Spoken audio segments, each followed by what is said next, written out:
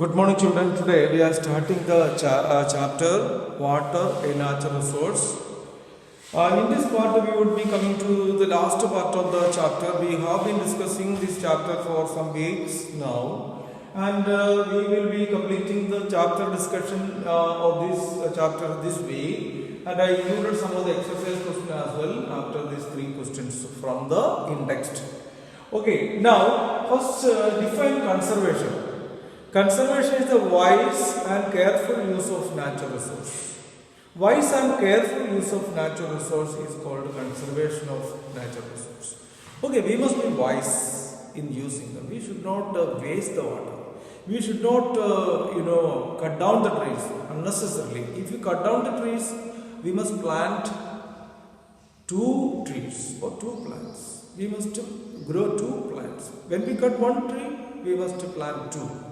So that is the meaning of wise and careful use. Careful use means what? We should not waste the water by simply opening the tap. For washing our face and brushing the teeth, we should not open the tap and simply waste the water. We must take the water in some cups or buckets and then use it properly. Okay, that is the meaning of wise and careful use of natural resource. That is called conservation. Now, untimely, what will happen if you do not conserve the natural resource? Ultimately, what will happen if you do not conserve our natural resource? If you do not conserve the natural resource, primarily what will happen? We will get less amount of natural resources. Natural resources will get depleted, gradually depleted after long run ultimately. And very survival of humans and other organisms in 2 risk. Very survival of humans will not be possible. Very survival of human is not too far away. Okay, very survival of human means we cannot survive. Ultimately, all the organisms will be perished in the absence of the natural resources. If, for example, soil is a natural resource. If soil is not there, how can we cultivate the crops and the vegetables? If photosynthesis, if plants are not there, then how will we get food and oxygen? Without oxygen, we cannot survive. So, only green plants give out the oxygen during photosynthesis. So, this is what is going to happen ultimately. Now, third one, what are the various methods of water conservation? There are very many methods for the conservation of water. First method is avoiding wastage of water. As I said, the first method of conservation of water is avoiding the wastage of water. Now the second one, better management by the authorities and human. Better management. We have to manage our home affairs, including the availability of water. And in general, the authorities, PWD department, water authorities, they will take care of. But primarily, we have to take care of the water management in our home. So, proper water management, that is second. Third one, modern methods of irrigation, like drip irrigation. Modern methods of irrigation, like drip irrigation, the water wastage can be minimized to maximum.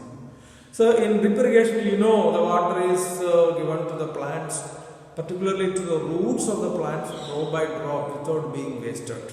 So this is the third one, proper and modern methods of irrigation. Now the last one, recycling of water, used water. Recycling of used water. The used water in our kitchen and home can be recycled and we can reuse it.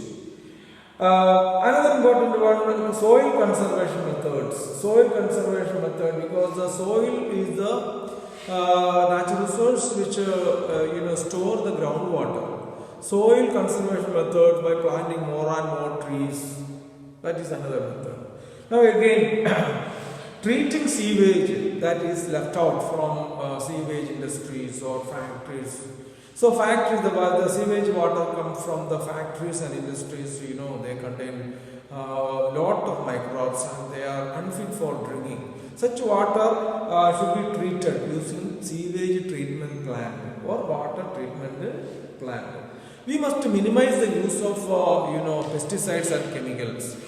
Particularly, we must use the biopesticides or biodegradable pesticides so that it will be degraded and will be denatured or disappeared from the soil. But if you use chemical pesticides and fertilizers, then what will happen? It will be carried away to the water bodies and the water get polluted. Microorganisms, including the other aquatic organisms, will die off. So this is the consequence. So now finally rainwater harvesting. This is a very important and best method of water harvesting. Rainwater harvesting. We can also say rooftop water harvesting. In this method, when the rain falls, every household unit can set up certain measures to conserve the water that falls on the roof of the house, so that water can be stored through the pipe system, and we can make a earthen pit, or we can devote one roof for that. We can make certain watershed devices so that the water will be collected in the soil. Now, exercise MCQ. Non-renewable resources answer can never be replaced once they get used up. So answer is A. Non-renewable resource cannot be replaced once they get used up. Now the second, which of this method does not result in the conservation of water? Answer, cutting of vegetables or vegetation, so that less water is lost. But this is ridiculous, because the water is lost through the plants is really waste water. Plants release the water once they have sufficient amount of water. This water left out through the stomata is really water vapor, and that may go up and they become cloud, and again the rain comes down. So vegetation, cutting of vegetation is not at all a solution for this. So answer is C. Now third question, renewable resources need to be conserved because we need that answer is D. Renewable resources, we should not use them faster rate than the rate at which they are replenished. Second, they are slowly disappearing from the earth, so we must reduce their use. If you overuse them, nature will stop replacing them. So because of this reason, we must say that renewable resources need to be conserved because of all these reasons. That's all.